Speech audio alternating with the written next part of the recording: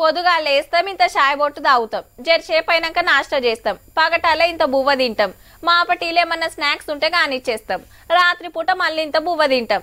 కానీ కొందరు ఆఫీసర్లకు ఈటితో పాటు ఇంత లంచం తింటేనే తిన్నట్టుంటదేమో. దినాం ఏడనో తాన ఎవలో ఒకళ్ళు దొరుకుతూనే ఉన్నారు. అయితే అందరు ఆఫీసర్లేమో గాని గీ సారు మాత్రం చాలా నిష్ఠతో చేస్తుండుల్లా అవినీతి.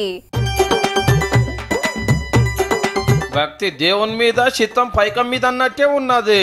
అయ్యప్ప దీక్షలుండి కూడా అవినీతి భిక్ష మానలే మరి సామి. పేరు శ్రీనివాస నాయక్, కొత్తగూడెం జిల్లా పూసుగూడెం జీపీఓ నట. ఒకళ్ళ భూమి రిజిస్ట్రేషన్ చేపిస్తానికి 60,000 డిమాండ్ చేస్తే గంత ఇచ్చుకోలేం అయ్యప్ప అని బతిమిలాడితే 5,000 డిస్కౌంట్ ఇచ్చేయండు. ముందే 40,000 పుచ్చుకొని ఇప్పుడు 15,000 తీసుకుంటుంటే వట్టేసి రేసి బోళ్ళు.